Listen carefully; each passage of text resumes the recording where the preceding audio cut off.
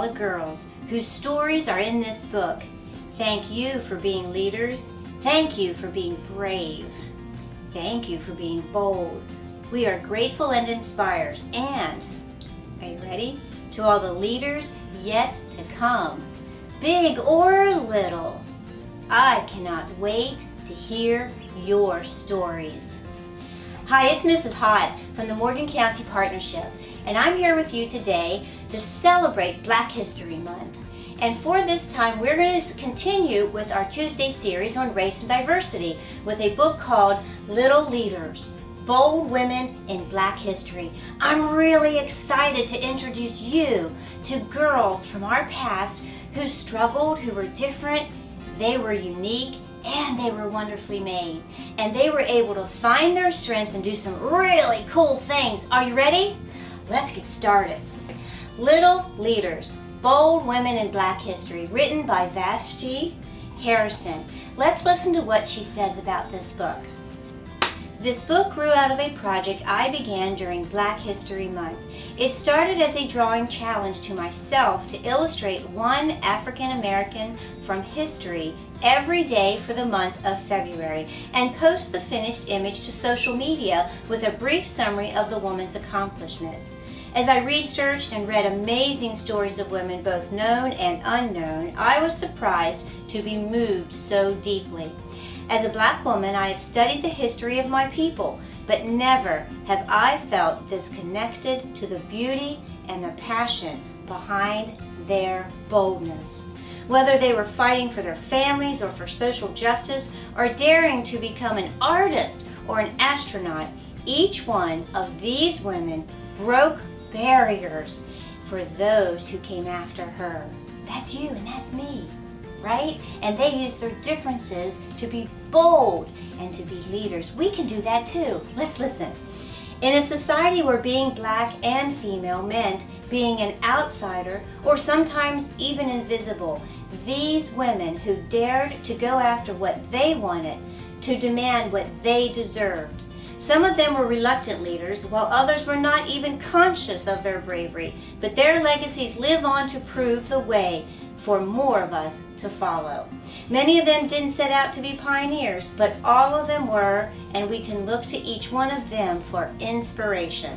And that's why Mrs. Hott wants to share their stories for you, okay? We want to look to them for inspiration on how we can too overcome our struggles, and look for others who have the same hardships we do and be able to overcome them, who look like us or who are different than us, and realize as we come together, we can be positive.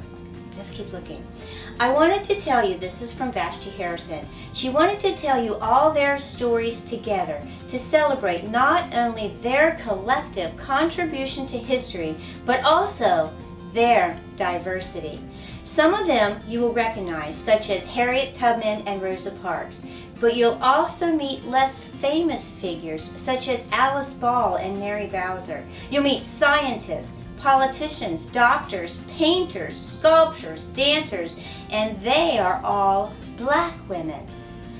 This in no way means that this book is only for Black girls or boys. I hope readers of every background find these stories compelling and inspiring, but I did create it with them, my younger self, in mind. I think about what kinds of dreams I might have if I had known all about these women when I was growing up. If I'd known that so many people who looked like me and had done such incredible things were able to. To be able to see yourself in someone else's story can be life-changing. Let me read that again. To able to see yourself in someone else's story can be life-changing. To know that a goal is achievable can be empowering. I hope that anyone who reads these biographies, whether or not they look like these little leaders, is inspired to go after the things that they are passionate about. Oh, it gives me goosebumps. This collection includes only a handful of the countless bold Black women who have done extraordinary things and lived incredible lives. With these mini biographies, I hope to spark your interest and encourage you to find out more about them and the women who have followed in their footsteps. It could be you. The Little Leaders are here to guide you on this journey through history. I originally envisioned them as little girls serving as stand-ins for these famous women. That's why they're little. But as I've started sending them out into the world, they've become bigger than I could imagine. I designed them to be interchangeable because I want you, the reader, to see yourself in any one of them and to feel their strength and their possibility in you. With every turn of the page, you'll discover a new bold woman who changed history. Let them inspire your future too. Are you ready? Are you ready, Positive Actions? Let's take a look at some of these. Mrs. Hott wants to share them with you and celebrate these women. And maybe, just maybe, one of you out there will find something similar to what they're going through or to how they look or what they're living, and you'll find your path too. Are you ready? Let's get started.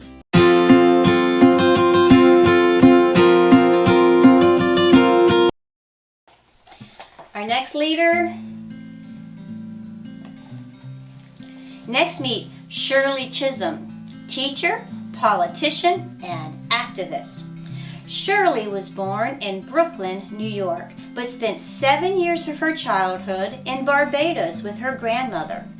When she returned to the United States, she arrived with a new accent and a new sense of boldness others later described as uniquely Caribbean. In college, she became involved in politics and student organizations. She had strong opinions and a fiery determination that made people stop and listen. Shirley worked as a teacher in Brooklyn and made a name for herself as a leader and advocate in the neighborhood. She volunteered and consulted at organizations that lifted up the community, including the Bureau of Child Welfare, the Brooklyn Home for Aged Colored People, and the local NAACP. She was active in local political organizations as well, such as the Democratic Women's Workshop, the League of Women Voters, and the Bedford-Stuyvesant Political League. She stood up for racial equality and welfare and confronted local politicians. Her outspokenness made her very appealing to the community and very intimidating to politicians in power.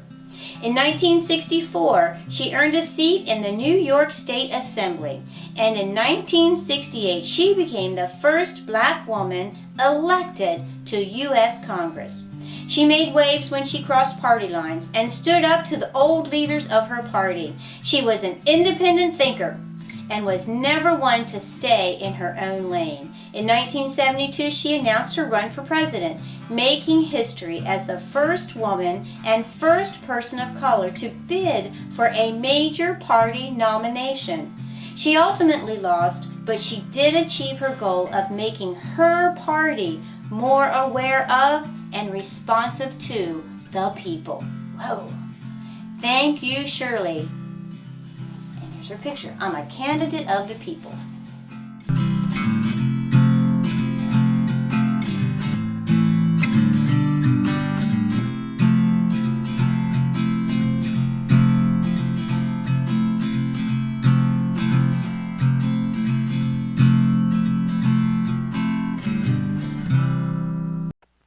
I wouldn't be surprised if we don't have a woman president for the next 20 to 25 years, particularly if the women continue to move in the direction in which they're moving now in this country by constantly fighting for recognition on the basis of their talents and their abilities, and not on the basis of their sex.